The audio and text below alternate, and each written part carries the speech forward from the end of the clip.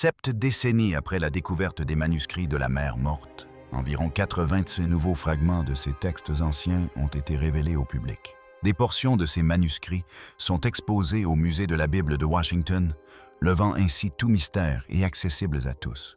Et si les manuscrits de la mer Morte cachaient un secret depuis près de 200 ans, et qu'il ait fallu l'intelligence artificielle pour enfin le découvrir?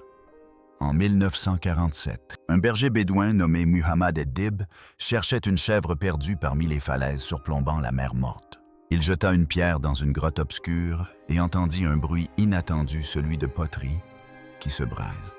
Intrigué, il y pénétra et découvrit des jarres d'argile scellées, contenant d'anciens rouleaux restés intacts pendant des siècles. Ce sur quoi il était tombé allait devenir l'une des découvertes archéologiques les plus importantes de l'histoire de l'humanité. Ces manuscrits, aujourd'hui connus sous le nom de manuscrits de la mer Morte, contenaient environ 25 fragments de cuir de parchemin et de papyrus. Parmi eux figuraient les plus anciens exemplaires de textes bibliques jamais découverts. Des documents écrits plus de 1000 ans avant nombre des versions utilisées aujourd'hui. Ils offraient un aperçu extraordinaire de ce à quoi ressemblaient les Écritures avant que des siècles de traduction, d'édition et de débats théologiques ne façonnent les textes que nous connaissons aujourd'hui. Mais en 2026, des chercheurs ont décidé d'examiner les rouleaux d'une manière totalement nouvelle. Au lieu de s'appuyer uniquement sur des historiens et des linguistes, ils se sont tournés vers une intelligence artificielle avancée, capable de détecter des schémas invisibles à l'œil nu. Avant de vous révéler ce que l'IA a découvert dans ces textes anciens, n'oubliez pas de liker et de vous abonner, car ce que vous allez entendre a suscité de vifs débats parmi les chercheurs, les historiens et les spécialistes des religions du monde entier. Ce que le système a mis au jour n'était pas une simple erreur de traduction. Selon certains experts, cela pourrait changer notre compréhension des origines de certains des écrits les plus influents de l'histoire. Voici ce qu'il en est. Depuis 75 ans, les chercheurs reconstituent minutieusement les rouleaux à la main, comparant les fragments, faisant correspondre les écritures et reconstituant les passages déchirés lettre par lettre.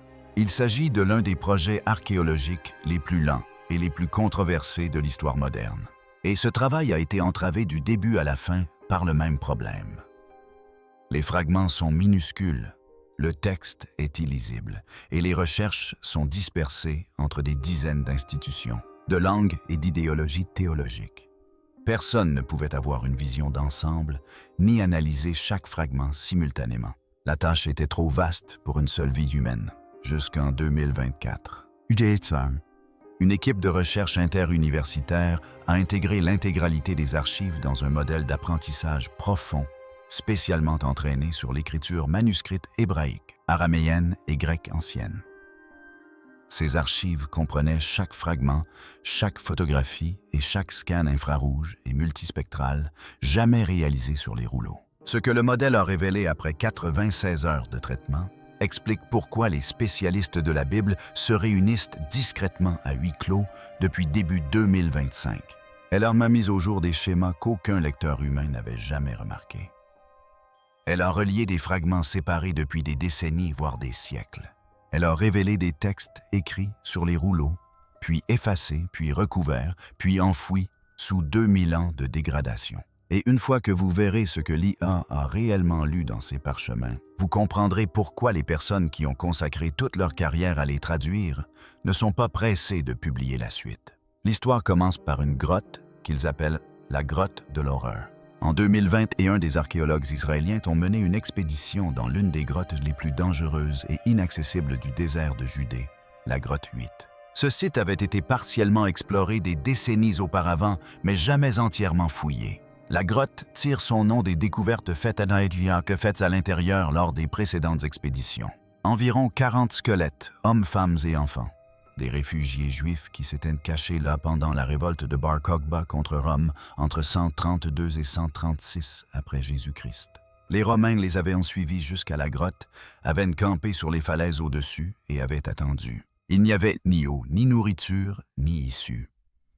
Les réfugiés moururent sur place, pris au piège entre les soldats romains et une falaise de 75 mètres, préférant la mort à la capture. Leurs ossements restèrent dans la grotte pendant près d'un 900 ans, tout comme leurs manuscrits. L'expédition de 2021 a permis de récupérer environ 80 nouveaux fragments de rouleaux, de minuscules morceaux de parchemin. Certains pas plus grands qu'un ongle, préservés par l'extrême sécheresse et la température stable de la grotte. Les fragments étaient trop endommagés, trop décolorés et trop fragmentaires pour être lus par les méthodes conventionnelles. Certains contenaient du texte, d'autres seulement des traces, et d'autres encore semblaient vierges jusqu'à ce qu'ils soient soumis à une imagerie avancée. Mais les chercheurs savaient ce qu'ils avaient découvert. Les fragments appartenaient au rouleau des 12, également appelé rouleau des petits prophètes, contenant des passages des livres de Nahum, de Zacharie, et d'autres écrits prophétiques. Et ils étaient écrits en grec, non pas en hébreu ni en araméen. C'était inhabituel. Les manuscrits de la mer Mortée sont principalement des textes hébraïques et araméens. Des fragments grecs existent, mais ils sont rares. Ils témoignent de l'existence d'une communauté juive qui avait adopté la langue du monde méditerranéen et qui lisait et préservait les écritures traduites. Les fragments de la caverne de l'horreur ont soulevé des questions. Qui étaient ces gens? Pourquoi conservaient-ils des écritures grecques dans une région hébraïque? Que disait réellement leur version du texte? Les méthodes d'analyse classiques pouvaient apporter des réponses partielles. Les chercheurs pouvaient identifier certaines lettres, faire correspondre certains fragments à des passages connus et proposer des reconstitutions par comparaison avec d'autres textes. Mais les fragments étaient trop endommagés pour permettre une certitude trop effacée pour être fiable et trop fragmentaire pour une compréhension complète. Il leur fallait quelque chose de plus puissant que la vue et la patience humaine.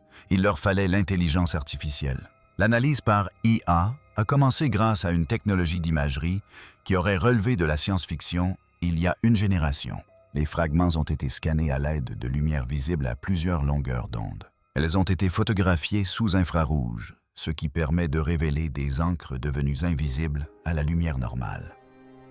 Elles ont également été examinées par imagerie ultraviolette qui provoque une fluorescence différente de certains matériaux organiques, révélant ainsi des inscriptions invisibles à l'œil nu. Les images résultantes ont été intégrées au système d'apprentissage profond. Des modèles d'apprentissage entraînés sur l'écriture manuscrite ancienne des systèmes qui avaient analysé des milliers d'exemples d'écritures hébraïques, araméennes et grecques de la période du Second Temple, apprenant à reconnaître les formes des lettres, les habitudes des scribes et les schémas d'écriture qui pourraient échapper aux érudits humains. L'IA n'a pas simplement lu les parchemins, il les a reconstitués. Il a identifié de faibles traces de lettres que les analystes humains avaient négligées. Il a apparié des fragments séparés, des pièces qui s'emboîtaient bien mais qui avaient été cataloguées dans différentes collections étudiées par différents chercheurs et jamais reconnues comme faisant partie d'un même document original. Il a détecté des palimpsestes, des textes effacés puis réécrits, conservant des versions antérieures sous les versions ultérieures. Il analysait l'écriture manuscrite avec une précision qu'aucun humain ne pouvait égaler, mesurant l'espacement des lettres au dixième de millimètre près, identifiant les variations de pression et détectant des différences subtiles dans la formation des traits qui indiquaient des scribes différents, des périodes différentes et des états émotionnels différents. Les résultats ont transformé notre compréhension du contenu réel des rouleaux et de ce qu'ils révélaient sur leurs auteurs. L'analyse graphologique a produit des résultats inattendus. L'IA a détecté des variations dans la technique des scribes qui allaient au-delà de la simple identification des différentes mains. Elle a trouvé des preuves de la manière dont les scribes écrivaient, ainsi que des conditions physiques et peut-être émotionnelles dans lesquelles le texte a été produit. Un passage du livre de Nahum présentait une écriture irrégulière, précipitée et saccadée. L'espacement des lettres était incohérent. La pression exercée sur le trait variait considérablement. Les lignes s'écartaient de l'horizontale. L'aspect général suggérait un scribe écrivant rapidement, sous la pression, sans l'attention minutieuse, qui caractérisait d'autres parties du même rouleau. L'IA a signalé ces sections comme anormales. Des analystes humains ont examiné les résultats. Ce qu'ils ont vu n'était pas simplement une écriture différente. C'était la preuve de la peur, les tremblements dans les traits des lettres, les marques d'hésitation là où la plume s'était arrêtée, le rythme irrégulier qui suggérait une main tremblante. Un écrivain qui avait froid, qui était malade ou terrifié. Quelqu'un avait écrit ces mots alors que quelque chose n'allait pas. La caverne des horreurs prit soudain un sens nouveau. Il ne s'agissait pas de rouleaux produits dans des scriptoriums confortables par des scribes professionnels disposant de temps et de ressources illimitées. Il s'agissait de rouleaux copiés par des gens en fuite, des gens cachés, des gens qui savaient que les soldats romains les traquaient. Leur communauté était en train d'être détruite, tout sans quoi ils croyaient était effacé. Ils ont néanmoins préservé leurs écritures. Ils ont copié leurs textes sacrés dans des grottes à la lueur des lampes d'une main tremblante, tandis que l'Empire qui allait les tuer campait sur les falaises au-dessus d'eux. Ces rouleaux n'étaient sans pas de simples objets religieux. C'étaient des actes de résistance, des messages de personnes qui refusaient de laisser leur foi mourir avec elles. Et l'IA avait détecté cette résistance dans les traits que même des lettres, la preuve tangible du courage inscrite dans le parchemin. L'analyse est allée plus loin que le simple examen de fragments individuels. Lorsque l'IA a examiné l'ensemble du corpus des manuscrits de la mer morte, soit les 25 fragments, toutes les photographies et tous les scans accumulés au cours de 75 ans de recherche, elle a identifié des schémas qui remettaient en question des hypothèses fondamentales sur la provenance des manuscrits et sur ce qu'ils représentaient. Le récit traditionnel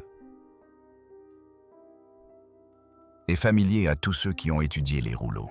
Une secte juive généralement identifiée comme les Esséniens vivait en communauté à Qumran, près des grottes où furent découverts les rouleaux.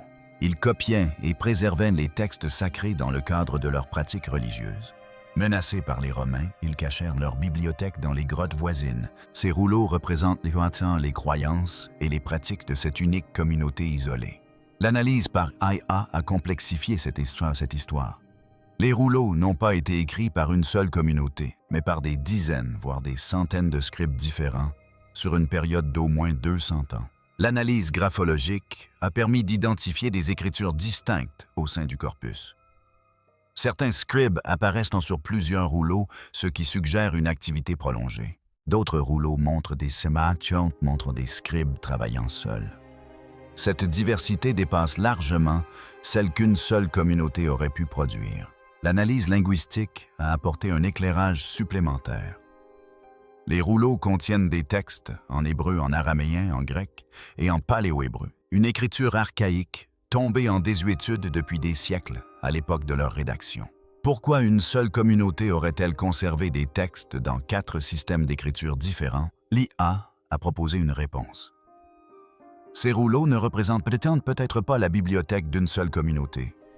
Ils pourraient représenter une opération de sauvetage. Alors que Rome renforçait son emprise sur la Judée, que le temple était détruit en 70 après Jésus-Christ, que les communautés juives étaient dispersées et anéanties. Des textes sacrés de toute la région ont probablement été rassemblés et cachés dans les grottes de Judée. Non pas la collection d'une seule secte, mais les archives de toute une civilisation. Les derniers vestiges d'une riche tradition littéraire juive, préservée par un peuple conscient de la fin imminente de son monde et désireux de perpétuer quelque chose. Les rouleaux découverts dans différentes grottes pourraient provenir de différentes communautés. Ces textes grecs pourraient témoigner de l'influence de communautés juives hellénisées originaires de villes côtières. Les textes hébreux pourraient représenter les communautés traditionnelles de Jérusalem et des collines environnantes. Les textes araméens pourraient représenter les populations rurales qui parlaient la langue courante de la région. Ces rouleaux ne témoignent pas de l'existence d'une secte isolée. Ils sont la preuve qu'une culture entière tentait de se préserver face à l'anéantissement. L'IA a découvert autre chose que les érudits avaient remarqué, mais jamais pleinement expliqué des livres disparus. Les manuscrits de la mer morte contiennent des fragments de presque tous les livres de la Bible hébraïque. Presque. Le livre d'Esther est absent.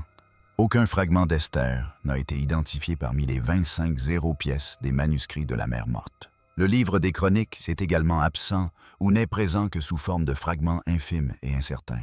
Pourquoi? Esther est un livre majeur de la Bible hébraïque. Il explique l'origine de Purim, l'une des fêtes juives les plus célébrées.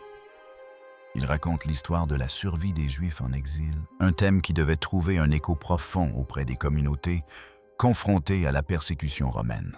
Mais elle ne se trouve pas dans les grottes.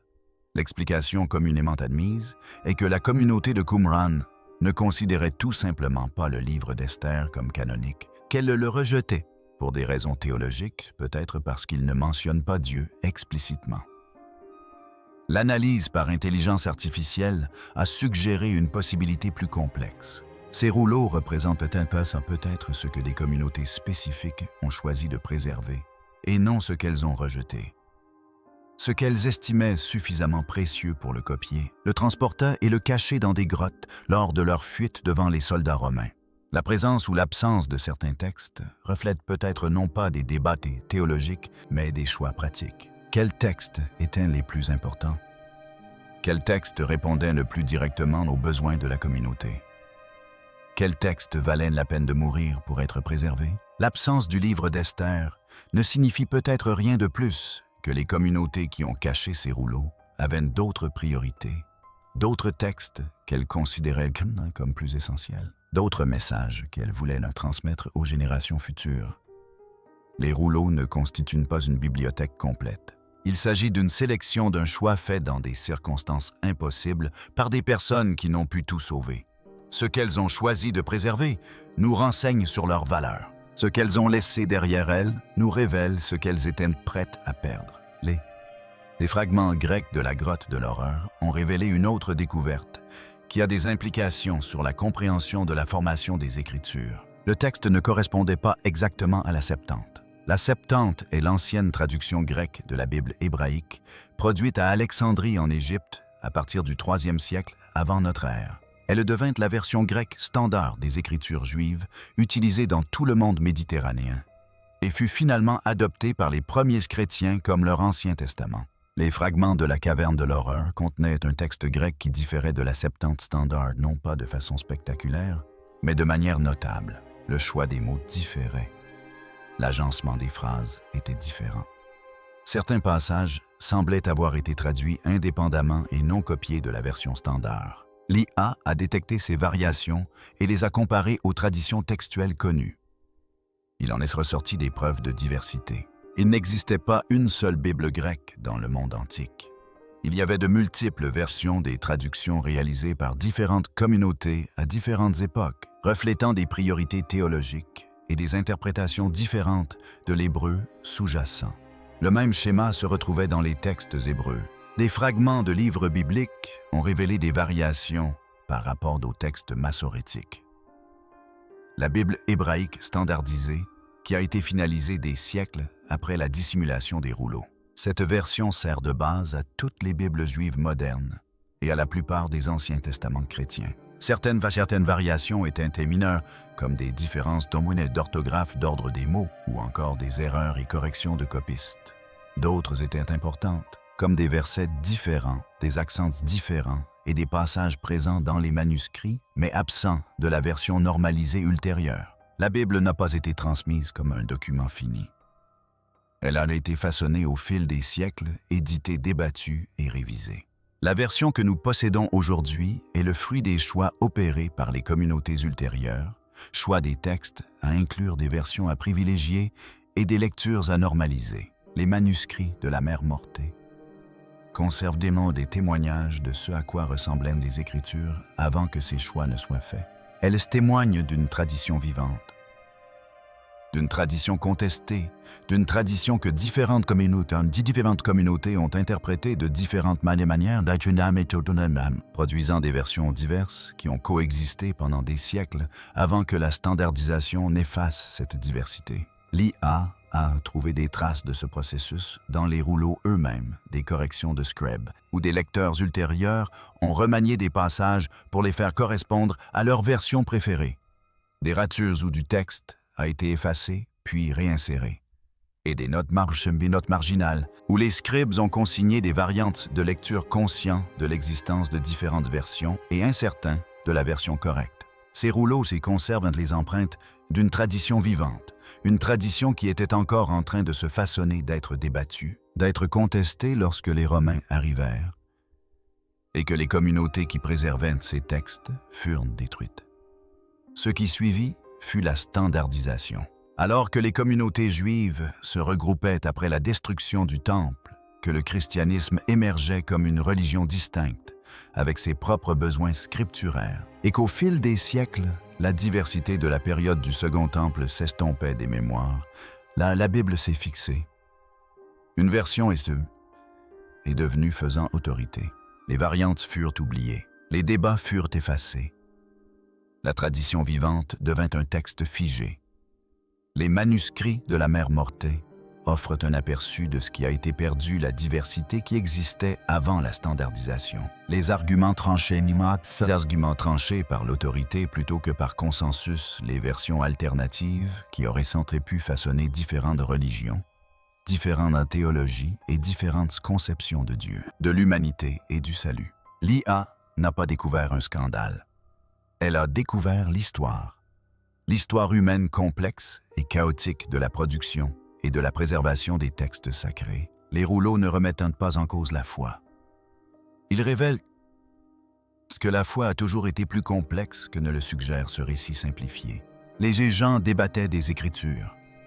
Ils les recopiaient en y apportant des variations. Ils faisaient des choix quant à ce qu'il fallait inclure et ce qu'il fallait exclure. Les textes qui allaient façonner les religions, lesquels allaient façonner le monde, furent créés par les hommes. Ce processus était humain. Il fut contesté, il fut politique, il fut motivé par la survie, par la croyance et par le désir désespéré de préserver quelque chose de significatif face à la destruction. L'IA a découvert un autre élément, dans les rouleaux des traces d'effacement. La détection de palimpsestes a révélé des textes grattés et réécrits. Il s'agissait de versions antérieures que les scribes avaient effacées pour réutiliser le précieux parchemin, laissant de faibles traces sous l'écriture visible. Certaines de ces traces contenaient des variantes de textes connus. D'autres contenaient des fragments de textes qui n'apparaissent nulle part ailleurs dans le corpus des manuscrits de la Mère Morte. D'autres encore contenaient des passages que l'IA n'a pu associer à aucun document ancien connu. Les textes effacés ont peut-être été supprimés pour des raisons pratiques, le parchemin était cher et sa réutilisation était courante. Ils ont également pu être supprimés pour des raisons théologiques, des passages que les scribes postérieurs considéraient comme incorrects, obsolètes ou dangereux. L'IA ne peut déterminer l'intention. Elle ne peut que détecter une présence.